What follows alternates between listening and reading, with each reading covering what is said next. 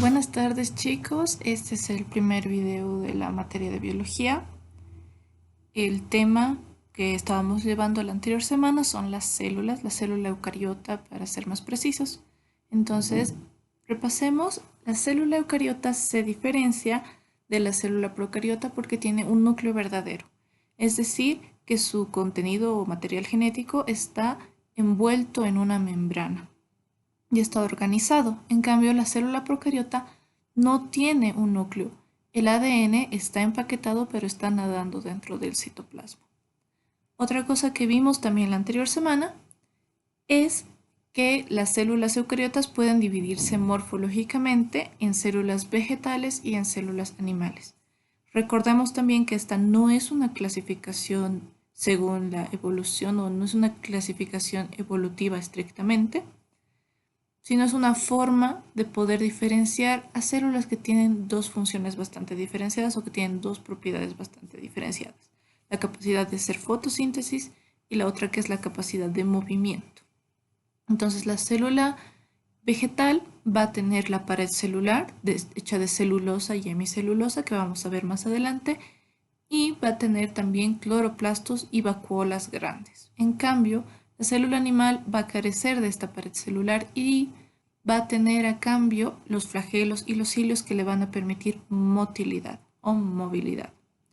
Muy bien, ahora podemos comenzar con la clase de hoy.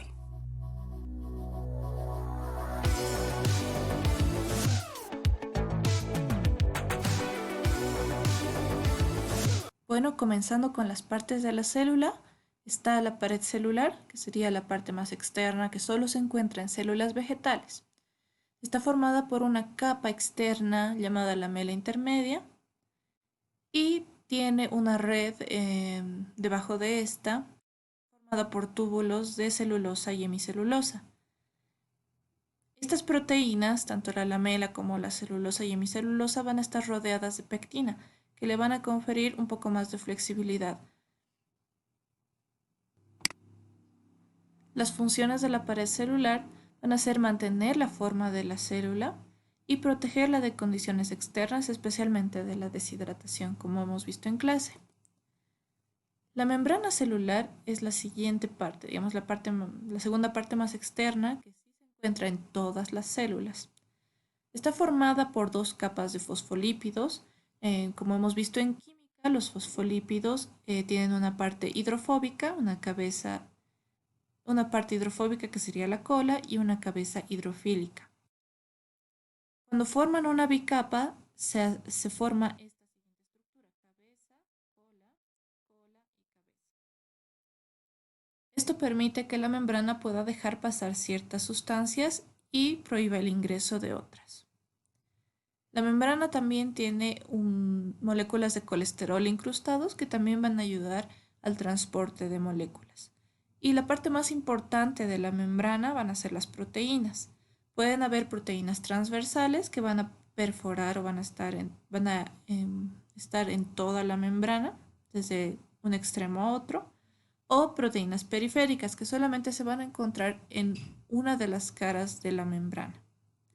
¿Cuáles son las funciones de la membrana celular? Mantener el interior de la célula, permitir o impedir el paso de ciertas sustancias y permitir la comunicación tanto eléctrica como química entre células. Ahora el citoplasma. Es una sustancia gelatinosa formada por muchas moléculas en agua. Entre estas están proteínas, lípidos, azúcares, vitaminas y demás. Y va a ser el medio en el cual van a estar los distintos organelos y en los que ellos se van a poder mover. Es por eso que tiene que tener esa viscosidad. Sino el transporte de moléculas, de proteínas y de otras sustancias que deban ser descartadas de la célula sería muy difícil. Es por eso que se necesita un medio acuoso o gelatinoso para ese movimiento. Entonces ya hemos visto, las funciones son contener el interior de la célula y permitir el movimiento de organelos por toda la célula. Y ahí tienen un video de referencia que es el que hemos visto en clase. Ahora pasemos al citoesqueleto. El citoesqueleto es una red de túbulos que van a tener diversas funciones. Es tal vez uno de los organelos más importantes. Está formado por tres tipos de túbulos.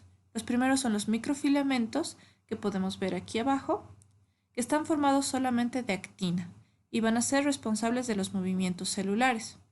Procesos como la endocitosis, que es cuando la célula hace ingresar una molécula como si se la estuviera comiendo a partir del movimiento de la membrana celular.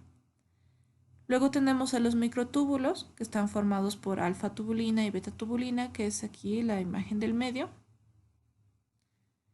que van a ser responsables del desplazamiento de los órganos y de las vesículas dentro de la célula. Y por último tenemos los filamentos intermedios, que están formados por diversas proteínas y que van a permitir que se mantenga la forma de la célula y también van a permitir la comunicación y el contacto entre células. ¿Cuáles son las funciones del citoesqueleto? Primeramente, dar movimiento a la célula, dar forma, cambiar la forma en caso de que sea necesario, comunicación entre los distintos organelos o vesículas dentro de la célula, lograr el ingreso y la salida de sustancias en la célula y participan importantemente en la división celular. Ahora pasemos a lo que son los cilios y flagelos. Son organelos bastante complejos ya que tienen más de 250 proteínas diferentes. Están formadas principalmente por un órgano basal o un cuerpo basal, que va a ser como la raíz que los va a sujetar a la membrana celular, y una serie de un tallo o axonema. El cuerpo basal va a estar formado por microtúbulos dispuestos en tripletes, sin nada al centro. En cambio, el axonema va a estar formado por pares, 9 pares de microtúbulos que van a tener un núcleo, que está formado a su vez por 2 pares de microtúbulos. Esto se llama el modelo 9-2 y es la parte más importante ya que es la parte que confiere movimiento al cilio y al flagelo.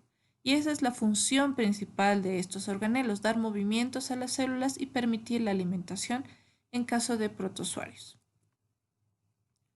Luego tenemos el lisosoma, que es simplemente una vesícula, es decir, es citoplasma envuelto en membrana citoplasmática, pero que dentro contiene enzimas digestivas y proteínas transportadoras.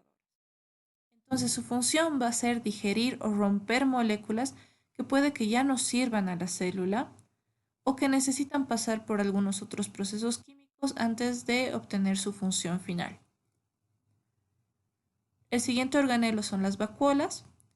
Son organelos igual formados por membrana, son vesículas y están rellenos de una solución acuosa, es decir, agua con distintos compuestos. Sus funciones. En células vegetales, que es donde más se encuentran las vacuolas, van a mantener la forma de la célula. Van a almacenar también sustancias de reserva, como azúcares, lípidos, proteínas, todo lo que contenga esa solución de agua. Y también puede que almacenen sustancias de defensa en el caso de las plantas, como venenos o sustancias que puedan ayudar a controlar a las pestes.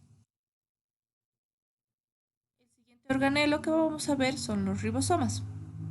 En realidad es un complejo de proteínas y de material genético, ARN.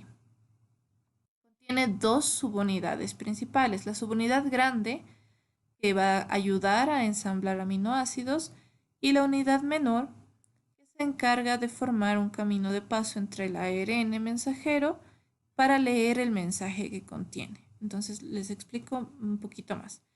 Sus funciones son traducir la información genética en aminoácidos y formar la estructura primaria de las proteínas. Aquí podemos ver, el ARN mensajero va a contener información o los datos necesarios para construir una nueva proteína. Sin embargo, necesita como una fábrica para que esto se dé. Entonces, la riel o el camino por donde va a pasar este mensaje va a ser la subunidad pequeña que está ensamblada a la grande. El ARN mensajero va a pasar y la subunidad grande va a leer el mensaje y va a ensamblar la información con un aminoácido que se encuentra dentro de la célula. Entonces, imagínense que este mensaje dice quiero 3 aminoácidos del tipo A, 2 del B, 1 del C, 1 del E, otro del A. Entonces, la subunidad grande entiende el mensaje y recoge los aminoácidos y los une de acuerdo a las instrucciones del ARN mensajero. Como aquí solamente se está formando una cadena peptídica que nosotros ya hemos visto en química, esta es solamente la estructura primaria de la proteína. ¿Qué pasa después con esas cadenas de aminoácidos? Llegan al retículo endoplasmático, que es el siguiente organelo que vamos a ver. El retículo endoplasmático es solamente una serie de vesículas de membrana aplanadas y está dividido en 2 secciones. Está el retículo endoplasmático liso y el retículo endoplasmático rugoso. ¿Cuál es la diferencia entre estos? Es que el retículo endoplasmático rugoso va a contener ribosomas, que son ahorita los organelos que hemos visto. ¿Cuáles son las funciones del retículo endoplasmático? El retículo endoplasmático liso va a ser el fabricante de lípidos, o sea, de grasas que son necesarias para la célula, como los fosfolípidos que van a formar la membrana o el colesterol que también está en la membrana. El retículo endoplasmático rugoso, como tiene ribosomas, está encargado del procesamiento de las proteínas. Va a ser el lugar donde se va a traducir la información genética y se van a ensamblar los aminoácidos. También nosotros podemos ver que está muy cerca del núcleo, entonces el núcleo va a mandar el mensaje genético a los ribosomas que están aquí pegados en las vesículas o en los sacos del retículo endoplasmático rugoso. Luego tenemos el aparato de Golgi. Es también un conjunto de vesículas que van a estar unidas al retículo endoplasmático por una parte. Por lo general son de 3 a 8 vesículas, aunque esto puede variar mucho entre células, y tienen 2 polos bien diferenciados. Están en las vesículas, o también llamadas cisternas cis, que van a estar unidas o continuas al retículo endoplasmático rugoso y van a recibir los aminoácidos las cadenas de aminoácidos que fueron formados por los ribosomas. Luego, en el otro polo van a estar las cisternas o vesículas trans, que van a ser como autos, como camiones de entrega de las proteínas ya ensambladas hacia distintas partes de la célula. Entonces, ¿cuáles son sus funciones? Van a modificar, arreglar las cadenas y les van a dar sus otras 3 estructuras, la estructura secundaria, terciaria y cuaternaria. Entonces ellas reciben las cadenas de aminoácidos del retículo endoplasmático rugoso y terminan de arreglarlas para que ya puedan ser funcionales. Y posteriormente, una vez que ya están completamente listas, van a transportarlas formando estas pequeñas vesículas y las van a llevar a su lugar definitivo para cumplir su función dentro de la célula. Ahora tenemos 2 organelos muy importantes de los que ya les había hablado un poco. Están los organelos que han sido adquiridos mediante un proceso de endosimbiosis. Endosimbiosis es aquel suceso en el cual una bacteria fue asimilada por una célula primitiva eucariota que tenía un núcleo. Y al ser asimilada no fue digerida, sino más bien fue acogida, por así decirlo, dentro de la célula y mantuvo ciertas funciones, a pesar de ya no ser un ser independiente. Eso se llama endosimbiosis. El primer organelo que tiene estas características es la mitocondria. Tiene esta estructura. Todos los organelos que han sido asimilados por endosimbiosis tienen doble membrana. Tienen la membrana celular de la endocitosis, o sea, del momento en que se asimiló a ese organelo, y su propia membrana. Es por eso que podemos ver aquí una doble membrana, una arrugada y una lisa externa. Contiene crestas o plegamientos de la membrana interna y esto va a ayudar a que se realicen distintas funciones que vamos a ver más adelante. Otra característica de estos organelos es que tienen sus propios ribosomas, porque antes eran capaces de duplicarse por sí mismos, y tienen su propio ADN. Las funciones de la mitocondria son producir energía para la célula. En este lugar es donde se realiza la respiración celular, que es un proceso muy importante ya que se produce ATP. Sin ATP no se podrían realizar ninguna de las funciones celulares, es decir, no habría energía suficiente para que la célula pueda vivir. También se realiza procesamientos de algunos ácidos grasos y se almacena el calcio. Ahora siguiendo tenemos el cloroplasto, que solamente está presente en células vegetales. También es un organelo de doble membrana porque ha sido producto de un evento de endosimbiosis. En su interior, en el interior de las dos membranas, van a estar los tilacoides, que son como pequeñas moneditas que tienen clorofila y van a ayudar al proceso de fotosíntesis. Están agrupados en forma de pilas que se llaman granum, y el conjunto de granums que están dentro del cloroplasto se van a llamar granas. El espacio entre las granas se va a denominar estroma, que es donde van a estar el ADN y los ribosomas del cloroplasto de cuando era un ser independiente, antes del proceso de endosimbiosis.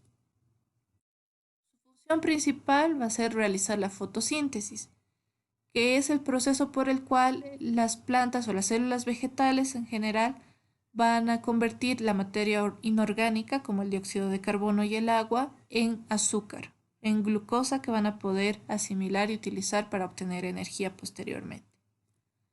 Y por último, tenemos lo más característico de las células eucariotas, que es el núcleo. Es el organelo que va a comandar y va a dar todas las órdenes para que se den las funciones dentro de la célula. Contiene toda la información genética que ya les había dicho, es el libro de instrucciones para que se formen las proteínas, para que éstas puedan realizar algunas funciones dependiendo de estímulos externos también. Está compuesto por una membrana doble que se llama envoltura nuclear.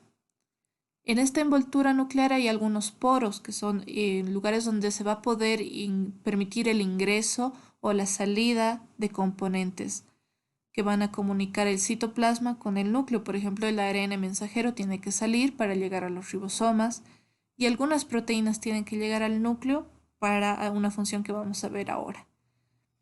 En el interior está una solución gelatinosa parecida al citoplasma, pero que se llama nucleoplasma.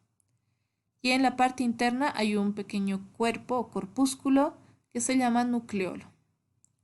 ¿Cuáles son las funciones? Bueno, contiene, organiza y protege el ADN, que es el material genético, o toda la información genética necesaria para componer a la célula. También dentro del nucleolo se crean y se ensamblan los ribosomas. Es por eso que el núcleo debe permitir el ingreso de ciertas proteínas, porque si no, el nucleolo no podría realizar esta importante función. Muy bien, este ha sido el tema de la célula eucariota. Vamos a ver lo que es la tarea para estas 2 semanas. Tienen que realizar una tabla comparativa que contenga los siguientes aspectos. Primero, el organelo. Tienen que poner desde la pared celular hasta el núcleo todo lo que hemos visto en este video. Su estructura, es decir, las partes que tiene, algunas proteínas importantes, o sea, descríbanlo lo mejor que puedan. Y por último, tienen que colocar la función. Bien, chicos, este ha sido el video del tema número 1 de célula eucariota. Ya también tienen su tarea para las siguientes 2 semanas. Nos vemos en el siguiente video.